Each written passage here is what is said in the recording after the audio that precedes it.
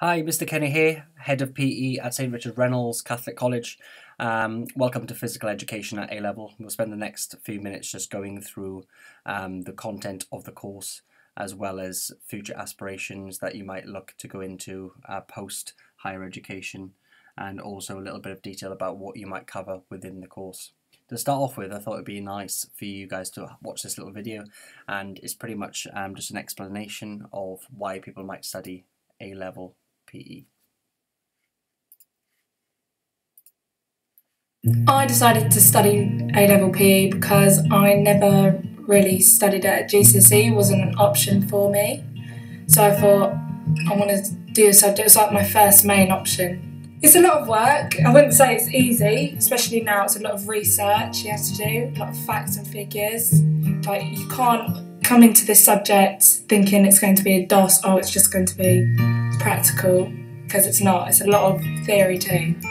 A-Level PE differs from GCSE PE. Like, it's the theory side of it's a lot harder. There's a lot more technical language, and you only focus on one sport. Whereas the GCSE, there's 4 sports that you get graded on. In GCSE, there was a lot of multiple choice influence in the exam. There's a lot more terminology involved in this course. I enjoy it. It's definitely something I'm glad I picked, and I know that I still want to carry on with it when I leave sixth form. So it gives you a little insight there of what PE at A-Level might be about. Okay, the first bit is in terms of the basics. It's split into 2 papers, both worth 35% each, and then you have the NEA, which is the coursework as well as the practical element. 20% out of that 30% is one sport rather than, you know, your traditional 3 sports at GCSE, and then 10%, same as GCSE, is for the coursework. The coursework is obviously a little bit more difficult and includes the terminology and the theory that you learn throughout the 2 years. In terms of paper 1, we look at applied anatomy and physiology, skill acquisition, and sport and society. Now, applied anatomy and physiology and skill acquisition we did cover at GCSE level. Sport and society is a new area.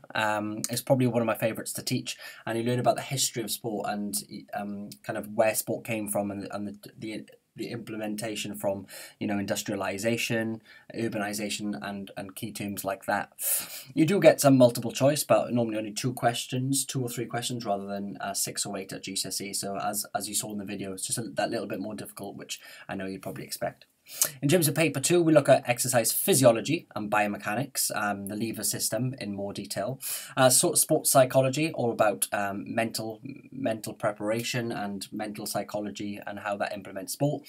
And then technology in sport, which is also a sort of new aspect, which is really, really interesting. These are both worth 35%, as I said at the beginning, and they're both 2-hour papers. In terms of applied physiology and biomechanics, we look at the cardiovascular system and respiratory system, same as GCSE, but now we've got the neuromuscular, looking at energy systems and biomechanical principles in a lot more depth. Skill acquisition, we look at the skill continuums that you might have looked at GCSE level, and there are types of guidance and feedback that you will be quite familiar with, but again, we're just extending that knowledge whilst learning new knowledge, and all of this knowledge will then be presented not only in the examination but also obviously through that coursework that we need to complete also. Sport society, as I said at the beginning, a little bit probably one of my favourite areas to teach, and we look at globalization. We look at how urbanization has impacted sport, the difference between amateurs and professionals, and what it means to be a professional sports person in the modern day. We look at violence and ethics around sport and how they've changed over the years, and obviously that role of technology, and we're in a world at the moment where the technology is so advanced, so it's quite an interesting topic to see how that technology has progressed over the years. In terms of the NEA, it's split into 3 sections. It's an attacking skills, defensive skills, and tactics of areas, tactics and strategies, areas of assessment 3. Now we pretty much look at how good your attacking skills are, defensive, and then how well you know the game. When we are doing the coursework, a little bit different to GCSE, this time round we actually look at the defensive skills. So you don't do anything about your strengths. It's all about weaknesses of defence, weaknesses of tactics and strategies. We don't delve deeper into the attacking side of things. And as you can see here, we've got core skills and advanced skills, and you're expected to write about one or the other or especially when performing, you're expected to perform all of these, of course. This is just an example of netball. In terms of career paths and social qualities, career paths such as teaching, things like that, sports analysis, sports coach, fitness specialist, got physiotherapist as well. One major thing that is worth knowing within A-level PE is also known as a science because of the anatomy and physiology side of things. So when applying to university, sometimes a lot of the university degrees might state that they expect one science, but believe it or not, PE counts as one of those sciences.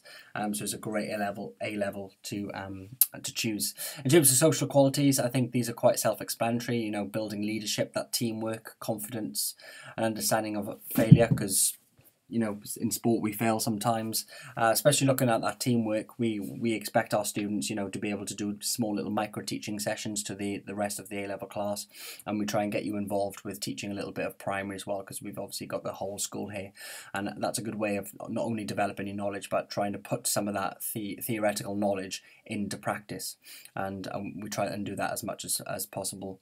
I think one thing that's important to note is, you know, the A-level course, just like any other A-level course, is very theory heavy. We try and teach as much of it through practical as we can, but predominantly the most of the time will be spent in the classroom, which is quite similar to GCSE. But I'm sure Mrs. Lord will go into depth about how to contact specific teachers, but if you've got any questions, please feel free to send me an email, and you can get my email through Mrs. Lord. And yeah, we hope to see you join us next September. Thank you very much.